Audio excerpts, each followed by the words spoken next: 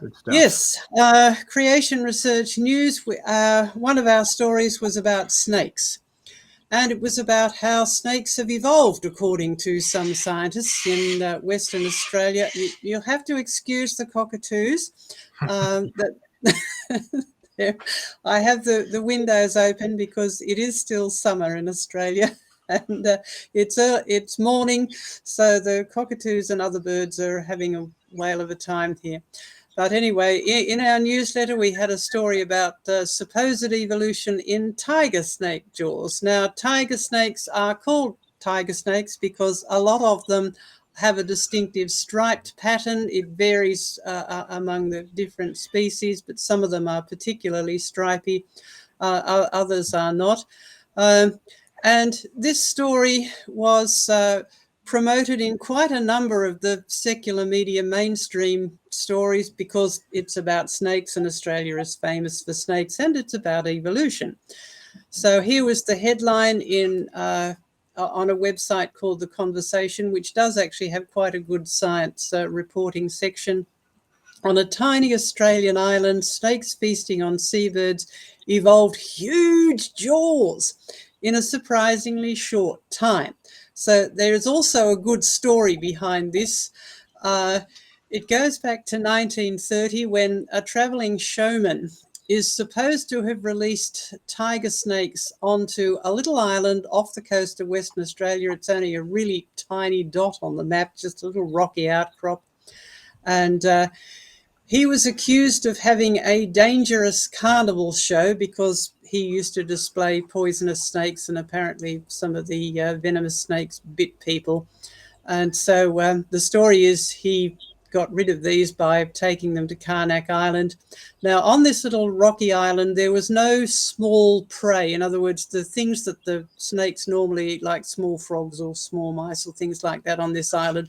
However, the snakes did survive because some of them were able to eat seabird chicks. Like a lot of rocky outcrops, seabirds tend to use it as a nesting site. And so on Carnac Island, which is the name of this island, the snakes now have larger jaws than the mainland snakes. So that was the gist of the story. Here is evolution in action in less than a century. And so some of the scientists thought, well, that's interesting. Let's look at how it could have happened.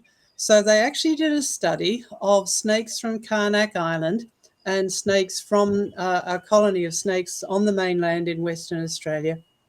And they studied these snakes, and they found that the Carnac Island snakes were born with larger jaws. And so they got snakes from the mainland, from Carnac Island, and they divided each of the different snakes into two different groups, and they fed them on different diets. Now, they didn't give them seabird chicks to eat. They had small mice or large mice.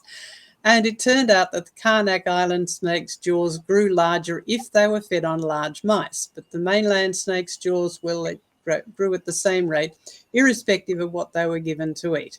So let's go back to our news story that got out into the general news. You know, here is a good story about evolution. Right, remember the headline? On a tiny Australian island, snakes feasting on seabirds evolved huge jaws in a surprising short time. So we need to ask, how big is huge? 5%. Are you impressed? And the other important question to ask is, when you see stories like this, keep these things in mind, right? Are they evolving? And the answer is no, they're not. Because in fact, they are the same species of snakes. They are still tiger snakes. All I have is snakes that have a slightly bigger jaw. Now, the interesting thing is that the process that was supposed to have brought about this evolutionary change was described as being phenotypic plasticity. Now, are you familiar with that? What's that? Yes, don't let anyone belt you over the head with a big word or bluff you. If you don't understand what something means, just ask for an explanation in plain language. Now, Craig gave a really good example of that in his seahorse talk earlier on, where some evolutionists had written this technical description of what could have happened to seahorses, and Craig gave a good explanation of it in plain language. So go back and watch that if you missed it. So phenotypic plasticity. Let's have a look at that. We need to go back to two words, phenotype versus genotype. Okay, phenotype is basically what you see or study if you look at a living organism and see how it works. So it's the observed characteristics of a living organism, and it is the result of gene expression plus interaction with the environment. There is interaction with the environment. The environment does affect the function and structure of things to a certain extent, right? Now, behind that, you have the genotype. That's your inherited genes, right? All of your DNA. So all the information carried on your genes. Now, we need to remember that not all genes are expressed all the time. So phenotypic plasticity or phenotypic plasticity is simply the ability to change a body structure in response to a change in the environment or changes in demands on the body. So it's modification of existing structures. It doesn't make new ones. It just modifies the things that you've already got in your body a little bit. So with the snakes, right, the jaws grew larger. It doesn't make new structures. The snakes already had jaws, and they were jaws with the same structure. They were just a bit bigger. So it's actually a design feature. It can only happen if you already have the genes that have the ability to respond to those changes. So it's not an evolutionary process. So what happened on Carnac Island? Yes, the snakes did change, but they didn't evolve.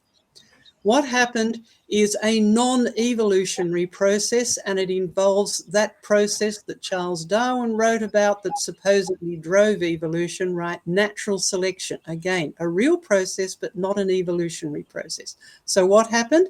Well, large-jawed snakes had an advantage to survive and reproduce because they could eat the bigger prey, the seabirds. Snakes with jaws that were too small, well, they died out because they couldn't get any food.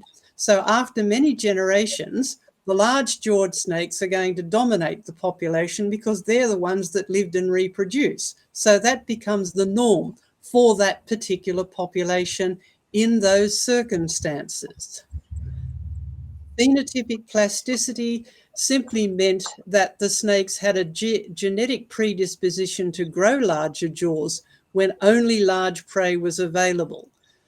So they had the genetic ability to respond to that extra demand that's being made on their bodies. But again, it wasn't a huge difference. It was just a modification of an existing structure. So living things do change, but they don't evolve. And so